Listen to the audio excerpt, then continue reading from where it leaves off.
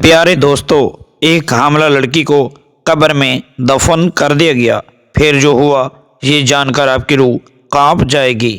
یہ واقعہ خاص طور پر ہماری ماؤں اور بہنوں کے لیے سبق آموز ہے۔ سرفراز نام کا ایک لڑکا بتاتا ہے کہ آج سے تقریباً 5 سال پہلے میرا تعلق ایک ایسے گروہ سے تھا جو چوری کیا کرتے تھے۔ ایک رات بینک لوٹنے کے بعد ہم الگ الگ ہو گئے تاکہ پولیس ہمیں پکڑ نہ لے۔ میرے ساتھی تو فرار ہو گئے، لیکن میں پولیس کی نظروں میں آ گیا اور وہ میرے پیچھے پڑ گئی۔ میں مسلسل بھاگتا اور راستے بدلتا رہا، یہاں تک کہ پولیس کی نظروں سے اوجھل ہو گیا۔ پھر میں ایک بس پر بیٹھ کر کسی نامعلوم جگہ پر پہنچا جو سنسان علاقہ تھا اور دور دور تک آبادی نظر نہیں آ رہی تھی۔ اس جگہ ایک قبرستان تھا اور میں نے سوچا کہ رات وہیں گزار لیتا ہوں۔ چاند کی روشنی میں سب کچھ صاف دکھائی دے رہا تھا۔ میں ایک قبر کے قریب جا کر لیٹ گیا اور اپنی شال اوڑھ لی۔ جیسے ہی میں سونے لگا، مجھے ایک لڑکی کی آواز سنائی دی جو رو رہی تھی اور کہہ رہی تھی، بھائی مجھے مت مارو۔ میں نے کچھ بھی نہیں کیا۔ میں نے شال ہٹائی اور دیکھا تقریباً 4 سے 5 لڑکے ایک لڑکی کو گھسیٹتے ہوئے قبرستان کی طرف لا رہے تھے۔ ان میں سے ایک نے کہا، ہم سمجھ رہے تھے کہ تو خالہ کے گھر ہے، لیکن اب پتہ چلا کہ تو ناجائز بچے کو اپنے پیٹ میں لیے گھوم رہی تھی۔ یہ سن کر میرے دل کی حالت عجیب ہو گئی، اور جو ہوا آگے وہ واقعی ایک سبق آموز کہانی ہے۔ ایک لڑکے نے اس لڑکی کو پکڑا ہوا تھا اور باقی 4 لڑکے قبر کھودنے میں مصروف تھے۔ جب قبر کھود لی گئی تو انہوں نے لڑکی کو زندہ حالت میں قبر میں پھینک دیا اور اس پر مٹی ڈالنے لگے۔ یہ منظر دیکھ کر میرے ہوش ہی اڑ گئے۔ ایک لڑکا بولا، جلدی کرو کوئی دیکھ لے گا۔ جلدی جلدی انہوں نے لڑکی کو قبر میں دفن کر دیا اور وہاں سے بھاگ گئے۔ جب وہ سب چلے گئے، میں اپنی جگہ سے اٹھا اور اس قبر کے قریب گیا۔ جلد بازی میں وہ لوگ اپنے اوزار وہیں چھوڑ گئے تھے۔ میں نے فوراً قبر کھودنا شروع کر دیا، کیونکہ میں نے دیکھا تھا لڑکی کو زندہ دفن کیا گیا تھا۔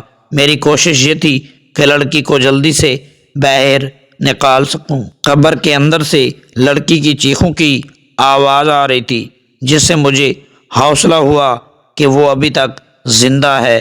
میں نے اپنی پوری طاقت لگا دی اور جلدی سے قبر کھودنے لگا۔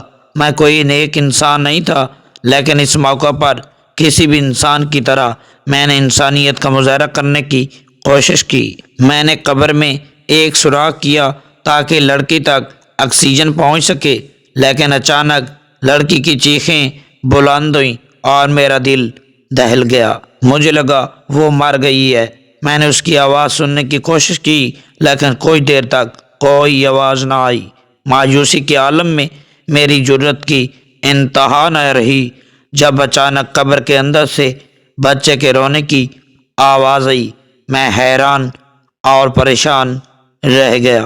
بچے کی آواز کہاں سے آ رہی ہے اور کیسے آ رہی ہے؟ قبر کے اندر تو ایک لڑکی تھی، تو پھر یہ بچہ کہاں سے آیا؟ میں ڈرنے والوں میں سے نہیں تھا، لیکن اس وقت میں بہت زیادہ ڈر گیا جب مجھے لڑکی کی کرانے کی آوازیں بھی سنائی دے رہی تھیں، یعنی لڑکی اب تک زندہ تھی۔ میں خوفزدہ تو بہت تھا، لیکن جو بھی تھا مجھے قبر کھودنی تھی اور لڑکی کو باہر نکالنا تھا۔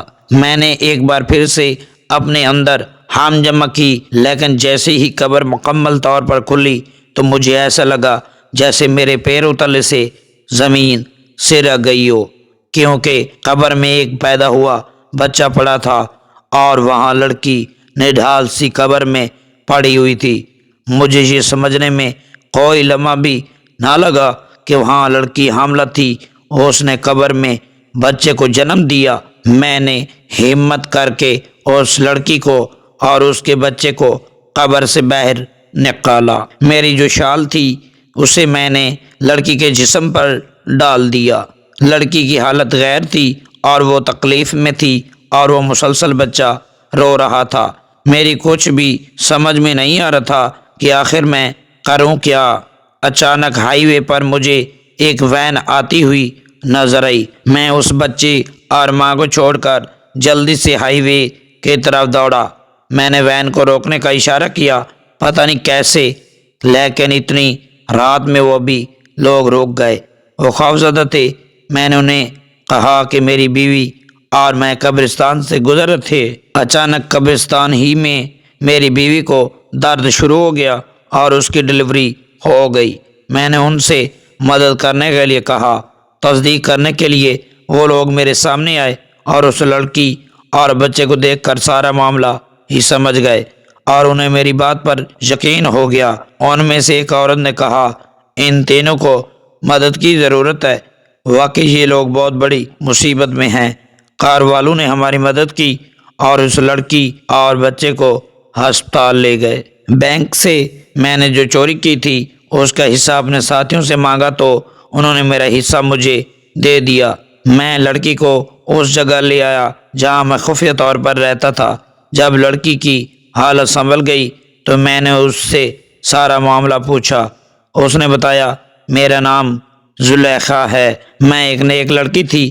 ایک دن کالج سے واپس آتے ہوئے لڑکا میرے پیچھے لگ گیا اور اس نے مجھے ایک خط دیا جس میں لکھا تھا کہ وہ مجھ سے محبت کرتا ہے اور اس کا نمبر بھی نیچے لکھا تھا۔ پہلے تو میں نے انکار کر دیا، لیکن شیطان کے بہکاوے میں آ کر ایک لمحے کی کمزوری میں نے اس کے نمبر پر کال کر دی، جو ہمارا رابطہ ہو گیا، جو ملاقاتوں تک پہنچا۔ میرے 5 بھائی تھے۔ جب وہ کام پر چلے جاتے تھے تو میں اسے گھر بلا لیتی۔ ایک دن شیطان کے بہکاوے میں آ کر ہم نے وہ گناہ کر دیا جو کبھی نہیں کرنا چاہیے تھا اور اس کی سزا آج تک بھگت رہی ہوں۔